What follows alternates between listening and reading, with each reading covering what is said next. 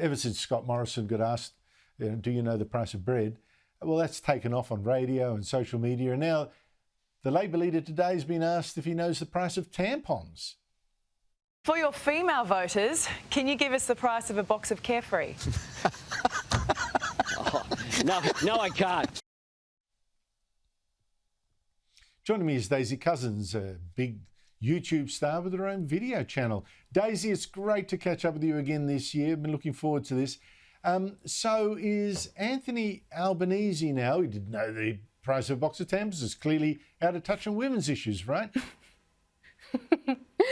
No, I don't think so. I actually found that the little facetious question quite amusing. I mean, I don't know the price of certain men's products. I wouldn't expect Anthony Albanese to know the price of women's products. But I'm actually quite glad the question was asked, because I think it raises quite a nice biting little point about how completely ridiculous asking a politician what the price of bread and milk is as a barometer of how, in touch they are with the general public. I mean, it is completely cringe, Andrew, to use the language of the internet. I mean, aside from anything else, nowadays compared to, 10, 20 years ago, there are so many different brands of bread and milk, and there's A2 milk, and there's oat milk, and there's bran bread, and there's multigrain. There's all sorts of different brands. They all cost different prices. Depending on where you get them, they might cost something different still. It's impossible to find any kind of average, Andrew.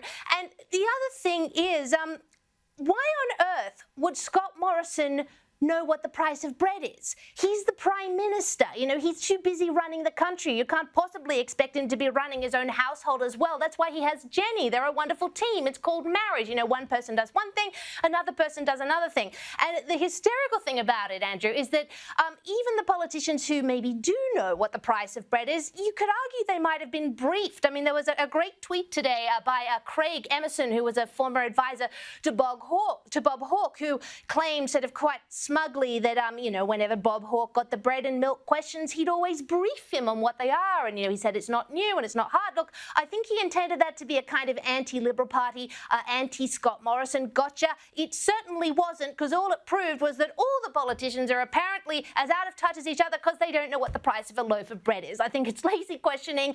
It needs to end. It's not a great barometer, and journos need to find new questions. The question really means, have you had staffers brief you today on what the price is, not whether you actually know, because